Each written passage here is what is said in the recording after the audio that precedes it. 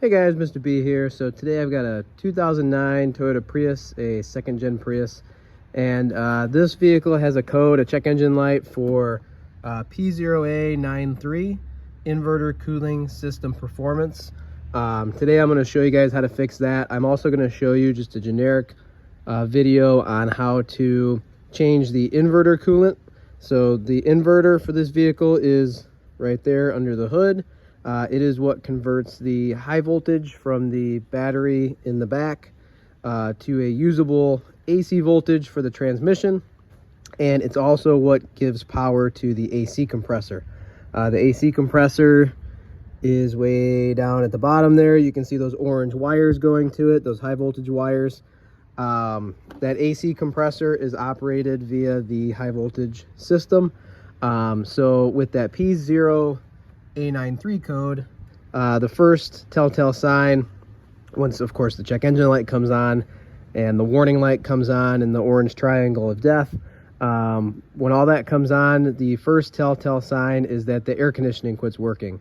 So basically what happens on these is these plastic water pumps fail, and it's down in here, right down in there. When those plastic water pumps fail, the coolant for the inverter system doesn't circulate through the radiator and back into the system. The coolant system for these is designed to cool off not only the inverter, but also the drive motors that are inside the transmission. So very important system that you don't want to, drive without working. I've noticed that this code will come up more frequently when it's hot out, but not always. Sometimes it will just come up even if it's a little bit colder out. I definitely noticed it a lot more in hotter temperatures, 90 degrees, because it was harder to keep that system cool without a properly functioning water pump. So in order to gain access to that water pump, I'm going to remove this headlight housing. It looks like there's a clip there, a bolt there, but once I get it out, it'll be easier to show you guys how I tested it to see if it was bad. And then of course I'm going to replace it with the new one. As far as the coolant goes, of course you're going to want to drain that first. So if you ever want to just change the coolant on your inverter on these cars, there is a drain plug. There's a drain plug right here. That plug is not for the transmission fluid. It's for the coolant that goes into the transmission to cool off the drive motors. So you got a hose here and a hose there.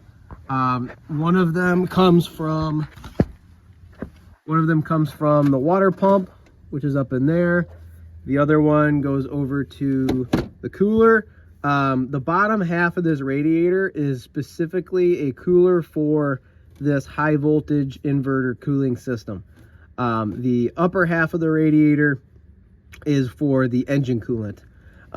So the coolant goes from the water pump into the transmission, into the cooler, out the other end over there, and back up to the inverter. And the drain plug for it is right there. So I'm going to pop that loose, drain the coolant, change out that water pump, and in the process I will also change out the inverter coolant as well. So the 24mm socket, crack that loose. That gasket doesn't look ripped, doesn't look broken, it doesn't look cracked, so it's good to reuse. A little bit easier probably to take this cap loose so it drains out a little bit faster. This cap is for the fluid reservoir, the coolant reservoir for, of course, this inverter system. And I'm just going to let all that drain out, and while it's draining, I'm going to work on getting the headlight housing out to get to the water pump. So for this headlight housing, there is a bolt right down in there. I took out the clips for the top of this bumper cover. This little rubber piece comes off of that screw. I'm gonna have to work on getting that screw out. Probably I might even need a pair of vice grips to get that loose, or a pair of pliers. Once that comes out, I can peel this back and then gain access to that bolt in there. Also, whenever you're dealing with the high voltage system, you want to make sure that you properly disable the system, disconnect the big battery in the back, and follow the manufacturer's procedure to disarm the high voltage system. Now, on this particular vehicle with this problem, I'm not actually dealing with the high voltage system. I'm not actually taking apart any of those orange wires. I'm only dealing with the low voltage 12 volt operated water pump. So I don't have to worry about the high voltage system. I don't have to worry about disconnecting it. It is safe for me to go ahead and touch these parts, not these parts, but the water pump with my fingers. It is a low voltage system. It is a 12 volt system. If I was dealing with taking apart anything on the inverter or the wires going down to the AC compressor, if I was dealing with any of that stuff that has those orange wires going to it, I would of course follow manufacturer's procedures, disconnect the high voltage battery, and wear protective gloves so that I don't get jolted by, 600 volts AC. So with this particular issue, you do not have to worry about that because the voltage going down to that water pump is 12 volts. It's low voltage, so it's safe to touch with your fingers. I'm also going to go ahead and remove part of this front bumper cover to gain access to this headlight housing. There is a bolt right there to take loose to get this bumper to peel off. Now if that's apart, it looks like there's also a bolt right there. That bolt needs to come out in order to get this housing out. So now that that headlight housing's out, it is so much easier to get to that water pump. I got a clamp there to take loose, I can't clamp there to take loose, get those hoses off, unplug the connector, and then it's literally just take loose those mounting bolts, all right, that hold this in place.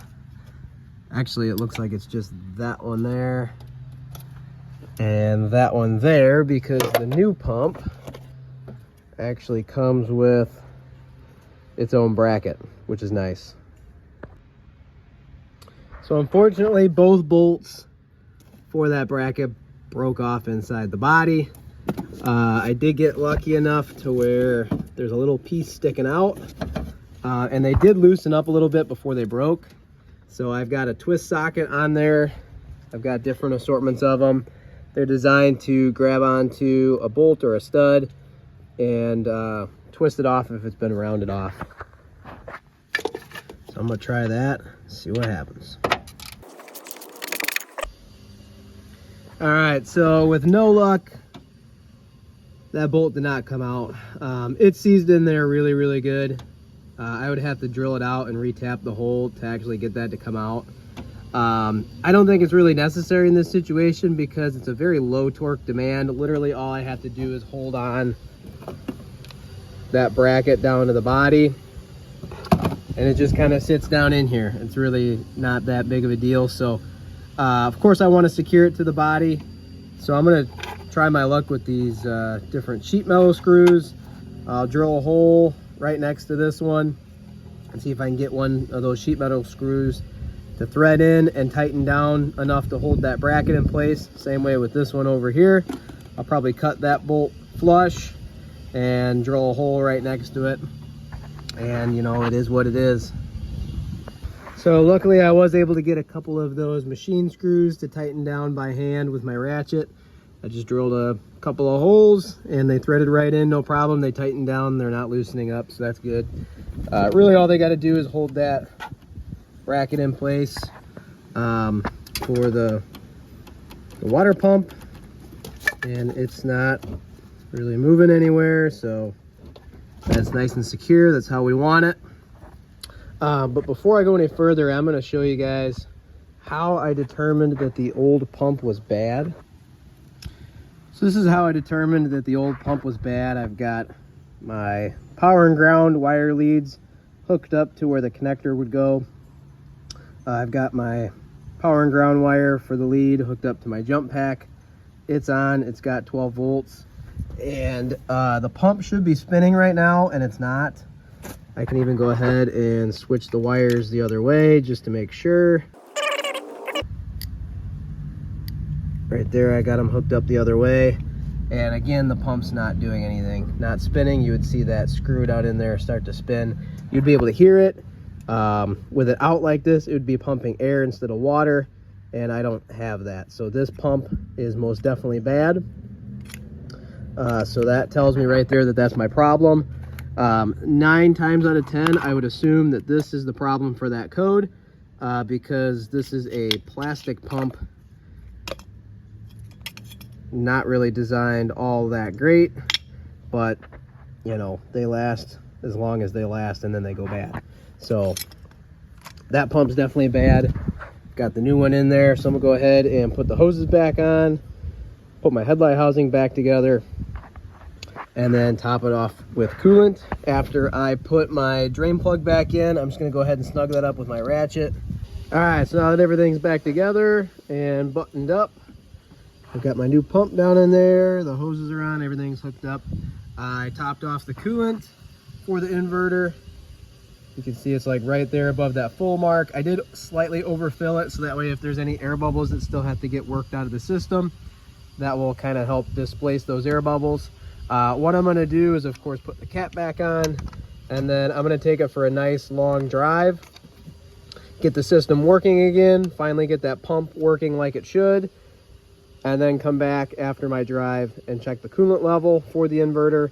If it's low, then of course I'll top it off, and then I should be good to go from there, and there shouldn't be any air bubbles. So if you guys found this video helpful, please go ahead and like and subscribe. Thanks.